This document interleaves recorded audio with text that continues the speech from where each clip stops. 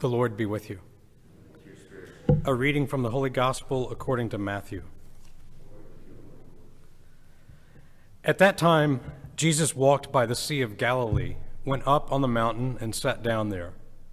Great crowds came to him, having with them the lame, the blind, the deformed, the mute, and many others. They placed them at his feet, and he cured them. The crowds were amazed when they saw the mute speaking, the deformed made whole, the lame walking, and the blind able to see. And they glorified the God of Israel. Jesus summoned his disciples and said, "My heart is moved with pity for the crowd, for they have been with me now for 3 days and have nothing to eat. I do not want to send them away hungry, for fear that they may collapse on the way." The disciples said to him, "Where could we ever get enough bread in this deserted place to satisfy such a crowd?" Jesus said to them, "How many loaves do you have?" 7, they replied, "and a few fish." He ordered the crowd to sit down on the ground. Then he took the 7 loaves and the fish, gave thanks, broke the loaves, and gave them to the disciples, who in turn gave them to the crowds. They all ate and were satisfied. They picked up the fragments left over, 7 baskets full. The Gospel of the Lord. Praise to you, Lord Jesus Christ. Have you seen those pictures of before the pandemic, and there's pictures of crowds gathered together? I saw one the other day of our freshman orientation from last year, and they were all gathered here in the dining hall. I mean, just packed together, shoulder to shoulder.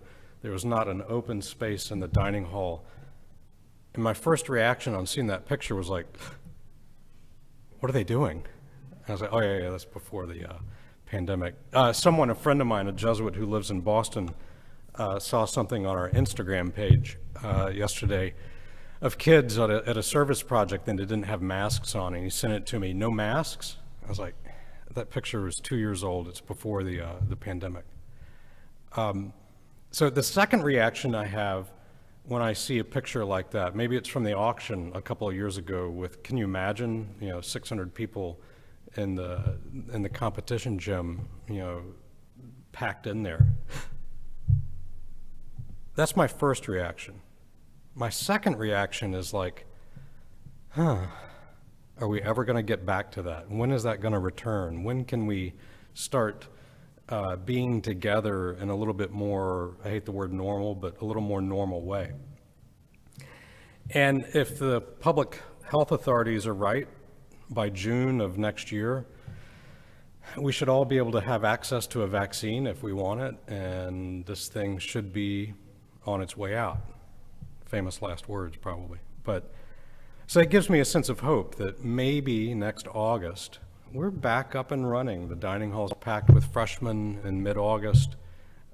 We're back to being shoulder to shoulder and having a lot of fun together. That sense of hope, it's right there. It's June of next year. It's so close. It almost makes anything that we have to go through between now and then worthwhile, because it's so close.